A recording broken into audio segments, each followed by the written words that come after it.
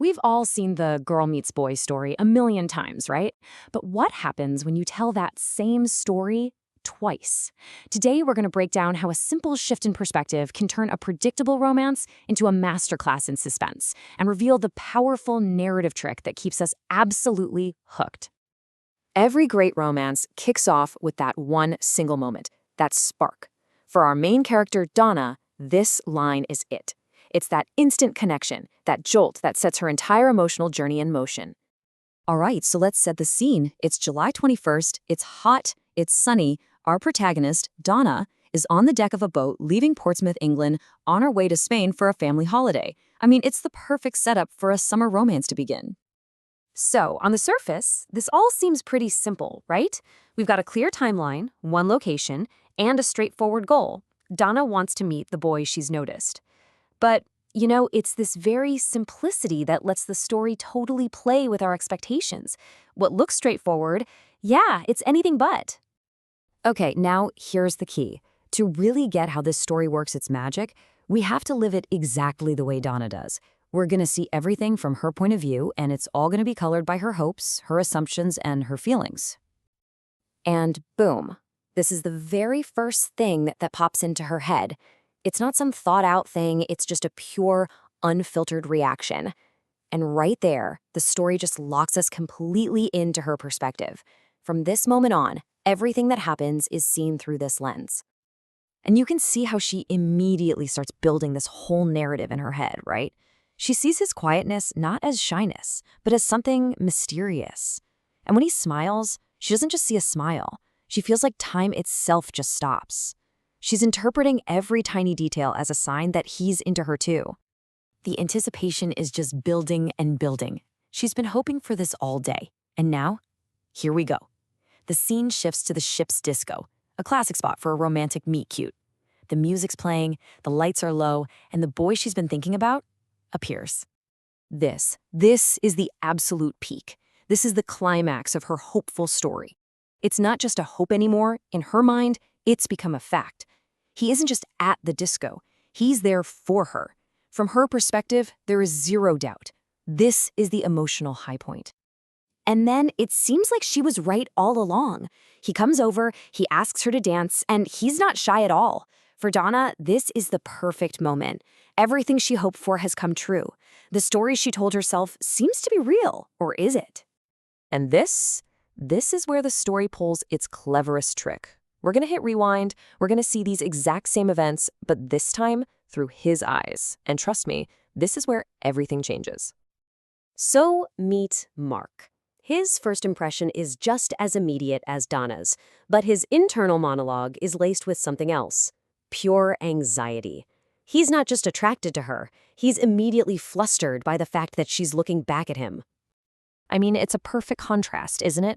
Where Donna saw this cool, mysterious guy, the reality is just painful shyness. Her smile doesn't make time stop for him. It makes his face turn bright red. And of course, his brother's right there to make fun of him for it. We're seeing a completely different story now. But here's the common ground. His motivation is identical to hers. Despite his shyness, despite being terrified of dancing, he goes to that disco specifically to find her. Their desires are perfectly aligned, even if their personalities are not. Okay, so let's get this straight. Both characters are heading to the same place for the same reason, but they are in completely different headspaces. And we, the audience, we now know something that they don't. This is where their two little stories are about to collide, big time. And this just lays it out so perfectly at the exact same moment in time. Look at these two completely opposite interpretations. She thinks he's found her. He thinks he's lost her to his own brother. It's a perfect storm of misunderstanding, and we're the only ones who can see both sides. The fallout is just immediate and totally heartbreaking. Donna realizes her mistake, but it's way too late. Mark sees what he thinks is a betrayal, and he's out of there. They are both left completely miserable, but neither one understands the full reason for the other's pain. It's a tragedy of miscommunication. The quiet heartbreak just continues. In a final, cruel twist of fate, both Donna and Mark go to the ship's cafe, hoping to find the other, to fix what went wrong, but they miss each other. And honestly, from a storytelling perspective, This feels like the end, right? A classic bittersweet tale of a missed connection. But it's not. But hold on a second. Just when you think all hope is lost, the story hits us with one more massive twist. It turns out this whole tragedy wasn't an accident at all. There was someone else pulling the strings the entire time. Now they're off the boat, in a town square in Spain, and they see each other one last time. And this time, something has changed. That pain of nearly losing her did something to Mark. He finally overcomes his shyness. He walks right up to her. They finally connect. And who says this? Not Mark, not Donna. It's Dave, the brother. And just like that, everything that happened, the disco, the dance, the heartbreak, it all gets reframed. This wasn't a mistake. It was a plan.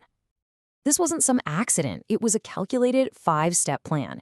Dave saw his brother was just frozen by shyness, so he engineered a crisis. He basically weaponized jealousy and the fear of loss to push Mark into action. This whole emotional roller coaster we were just on was orchestrated by the puppet master in the background. So what is this powerful technique? It's called dramatic irony. As soon as the story gave us Mark's perspective, it let us, the audience, in on a secret. We understood the full picture at the disco, while Donna and Mark only had one piece of the puzzle.